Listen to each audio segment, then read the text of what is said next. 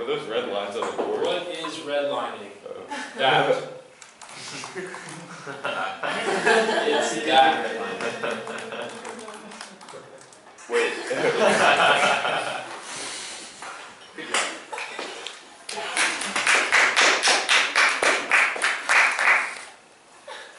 Nick, did you ever look at what it? I was just trying to get He wrote it down. I like came into class like before class started and like drew this so I'd be able to make that joke. That's awesome. That's redlining, right? Redlining. Okay. I can't see. I don't know if you guys know anything about redlining. We actually did a lot of redlining. T2 American Studies, I think. All right. So the history of redlining started 1934. So this is something the New York Times said. I thought it was interesting. Although informal discrimination and segregation had existed in the United States, the specific practice called redlining began with the National Housing Act of 1934, which established the Federal Housing Administration. And this all originated during the Depression. How do I click it? Arrow keys. Oh, gotcha. Oh, this is different. Or you just click.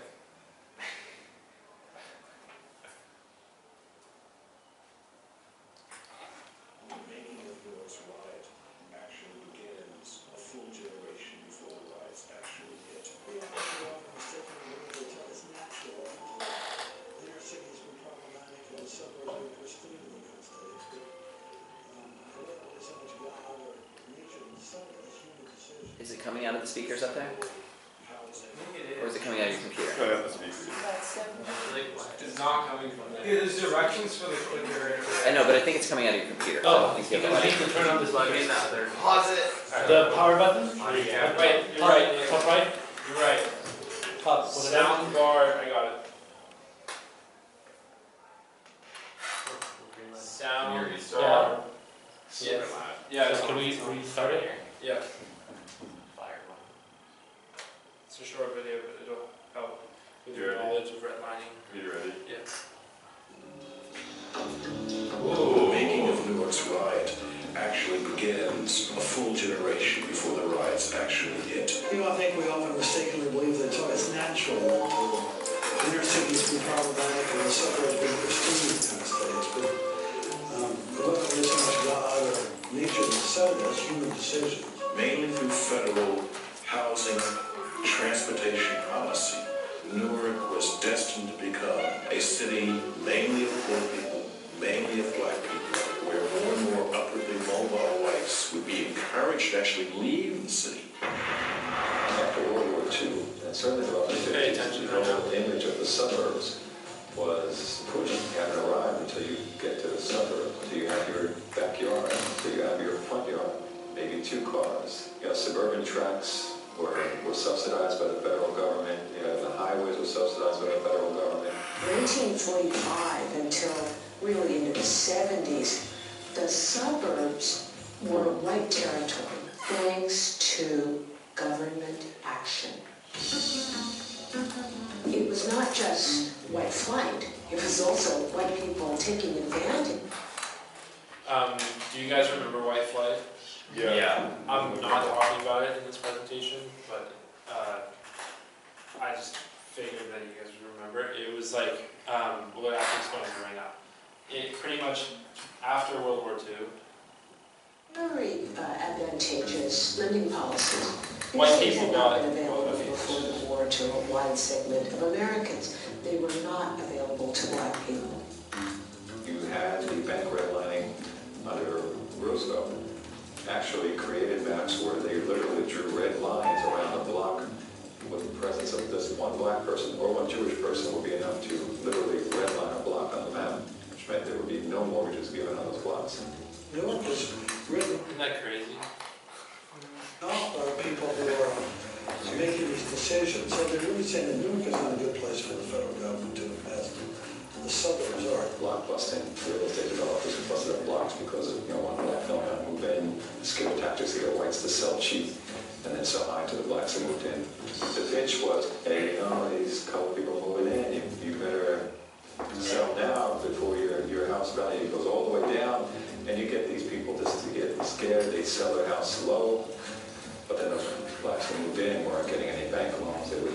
insurance on those homes, so that led to conditions which deterioration of much of the wood stick housing that Newark had. So it was, you know, it disgusted the fascinating from an economic point of view.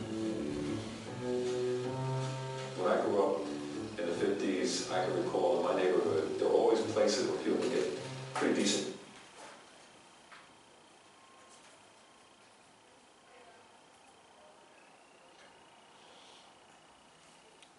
This button? Yeah.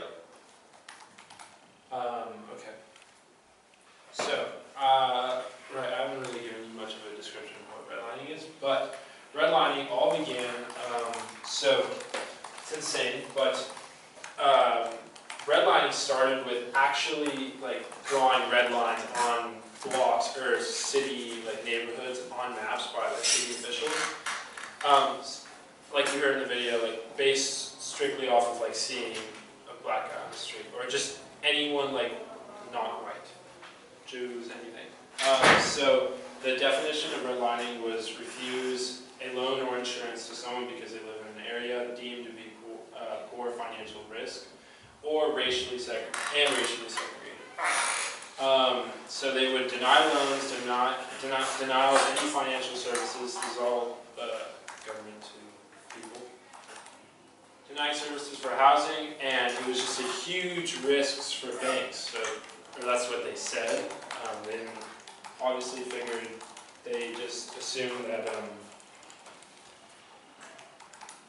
when they racially segregated, they assumed that all these minorities would not be able to pay back or pay off anything. So that's why it was a huge risk for banks. And here you can see, well, that's an example of like redlining. There's a little key. I'd like to show you a better picture, but that's just simply how they would divide parts of the city into yes, no. Well, it would be red, but that's how it worked. So this is a pretty humorous example of how redlining has become now, and how it hasn't changed all at once, but it's changed a lot. What happened? I think it's go back. Go back or slide, yeah. I'm pressing buttons.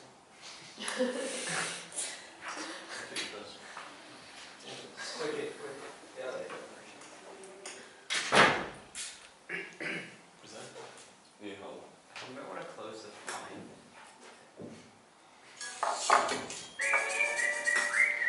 Yeah, it's not so white here. Look. Bad example. Ignore sweater dog people. A tote bag full of kale. You're killing me, lady. Okay, maybe this neighborhood is mostly completely insufferably wet. College humor, if you guys know, is they go a little overboard sometimes, but this video is a good example of how redlining works now. But that's just the way things are here. It doesn't mean we're racist. I'm sure you're not, Ron, but the fact that so many suburbs are mostly white is no accident. It's the result of decades of racist federal policy that affect us to this day. Look! Hooray, games! What the heck kind of game is this? It's Settlers of the Suburbs, Redlining Edition.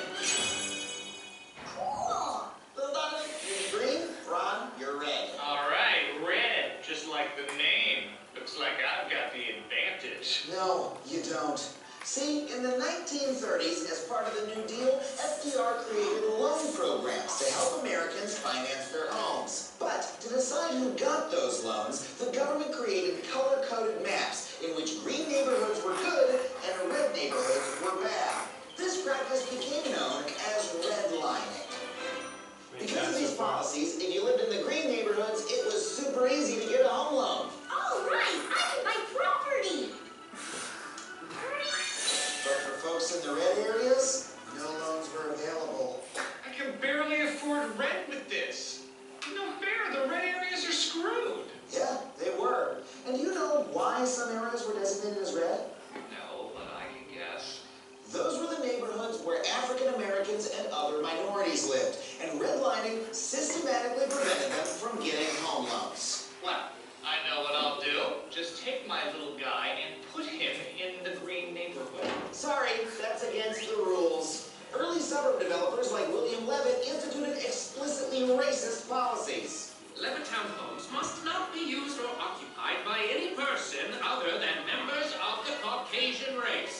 And the federal He said government that. itself encouraged developers to discriminate. Developers, I want you to exclude non-whites. The result of these policies is that from 1934 through 1968, a whopping 98% of home loans were given to white families.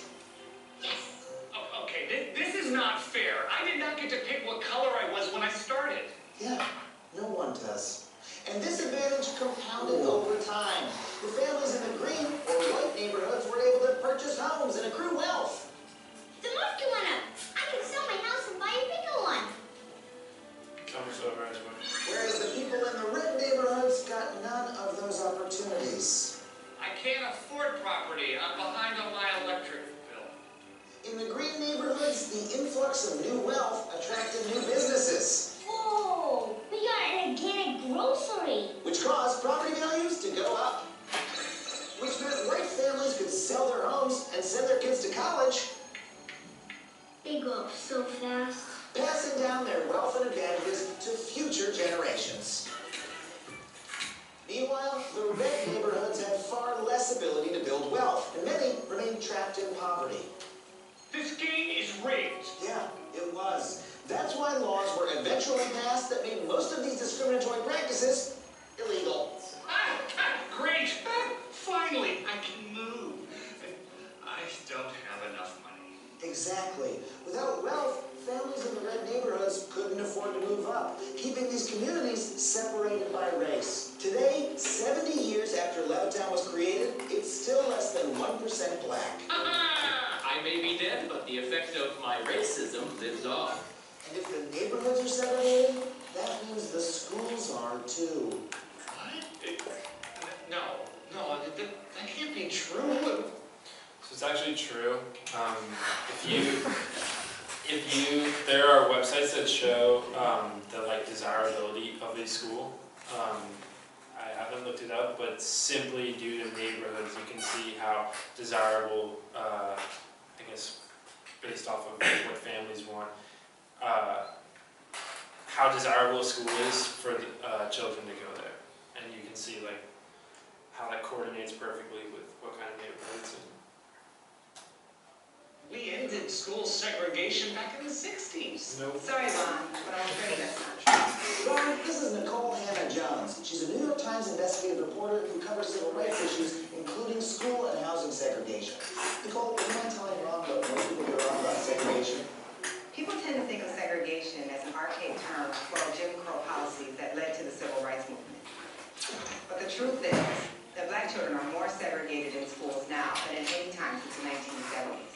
And in the U.S., schools are largely funded by property taxes. Since property values in the white neighborhoods are so much higher, their schools get way more money to spend on things like facilities, teachers, and supplies. On the other hand, predominantly black and Latino schools are massively underfunded. They're less likely to have AP, science, and math courses, and they're the least likely to have experienced and qualified teachers.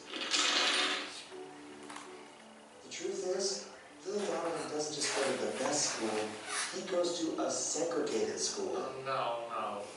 This is a direct result of decades of redlining policies enacted by our own government to build the suburbs. Highways that were built to make access to the suburbs easier for white Americans will often run right through black middle-class neighborhoods, destroying them. People in the past were the worst. Not just the past. Banks still regularly charge black home buyers higher rates on loans than they do white home buyers, even when they have the same credit. Worst of all, black and Latino home seekers still experience 4 million incidents of illegal housing discrimination every year. But, I didn't do any of that stuff. I'm not racist. I worked hard to get this house. Of course. But without realizing it, you've also gotten a leg up from America's history of racist housing policies. The suburb you live in was built on a foundation of segregation. And we can't close our eyes to that.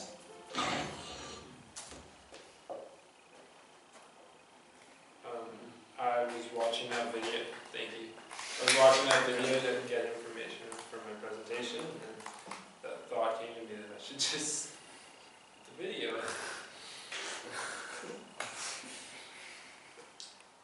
Click on present. Yeah. This keypad is just destroying me because I don't the other way. Isn't it? It's top right corner. Top right corner. Okay.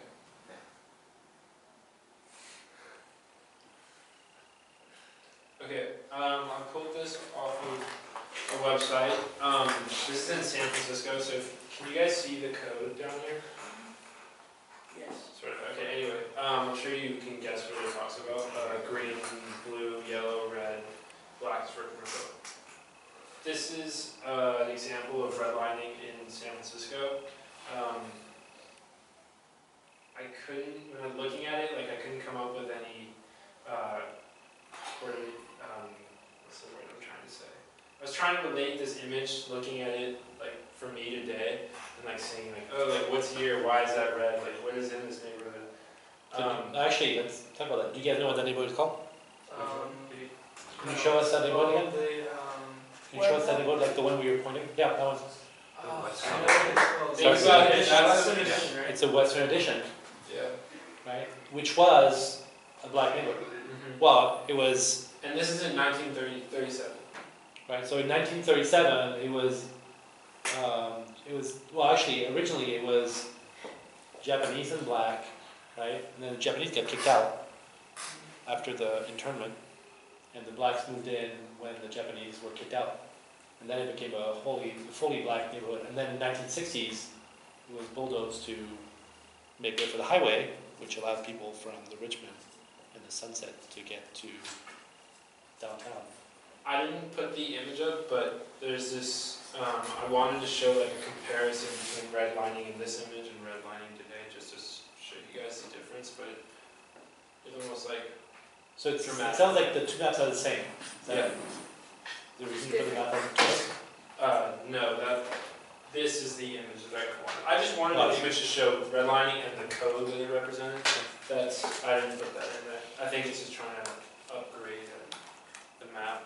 So I wanted to show a comparison, but I'll just tell you guys myself. It doesn't look the same at all. Obviously, you can know where the redlining might still be, which it still exists, in like the Hunters Point area. So.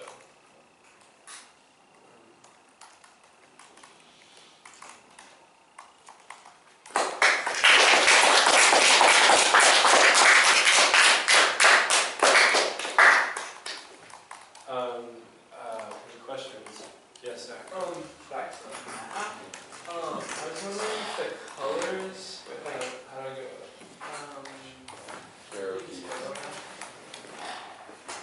I was wondering if the different colors represented different, like, races, or is that? I think it says they're numbered grades. Yeah. So red is 4th grade. So the red is the area that the government is saying and banks are saying we will not make any loans in those areas.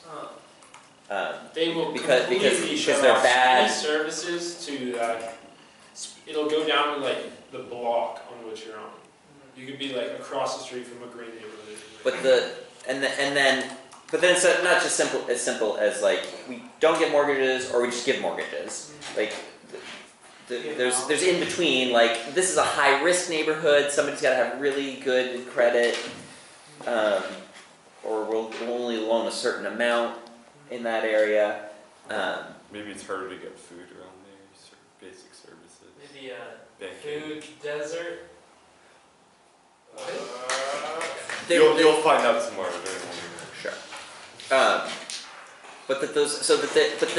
So they're saying it's this thing where there's saying one thing and what's really happening is another. They're saying this is a neighborhood that isn't worth investing in because it's run down and a high risk to invest in. But what they really mean is it's populated by minorities, right? And a white area obviously is a good investment. That's an area that is going to pay back. People are going to pay back their loans. So when they did that, obviously the people in the red zones couldn't pay back, or they weren't receiving any services.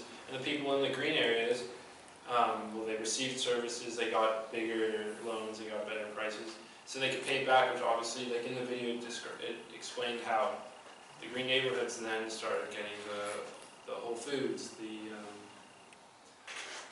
the shops started to like prosper, and be created, and so obviously it helped the green neighborhood become more green, and the red neighborhood became darker. Yeah, if you can't get a loan to buy a house in a neighborhood, what happens? You don't buy the house. Also, that house loses. Somebody owns it. What are they gonna? They can't sell it to anybody. They lose so much value. It loses value there, or The value's going to go down because there's not going to be demand for a place when there's nobody who can get. You can only buy it outright, and the people who have enough money to buy it outright aren't going to want to live there.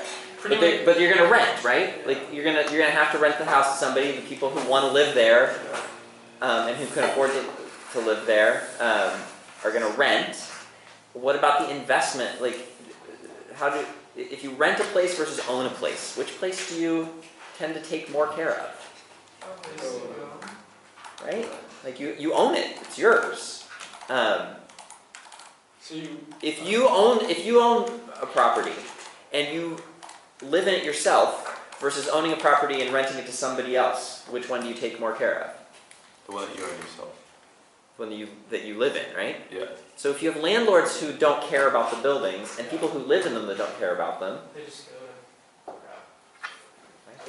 It's a downward spiral. After redlining, obviously a lot of red zones they were like not kept in shape, like you just said, like houses turned into, what happened after as a consequence was something project, like a lot of, like Shantytown came up, like project housing for minorities as a result of it. Does that make sense, Zach? Yeah. No. Yeah. You're not certain. No, I understand. Yeah, then you're like, the area is blighted. We may as well just tear it all down and build public housing. Yeah, Right, which is what happened with tradition. Yeah, exactly. Right, and Hunter's point. So redlining is still alive and well. It's illegal. Wells Fargo got into trouble a year ago, 2 years ago, for having redlining policies. They have money in the access pipeline too. Right, there's the article that They're just bad. Milan was using for the map has there's a Business Week, 2011, New York Times, 2014, right? But Business Week was redlining. No, I'm just saying there are tons of articles. If you look at redlining today, there are tons of articles in California and the rest of the U.S., Texas, and where that's still going on. Okay, thank you.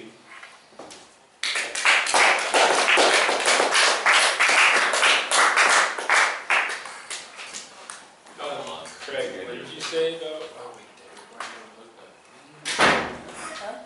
What did you say about how to turn this in? How do you turn this in? And how do you turn what? How do you turn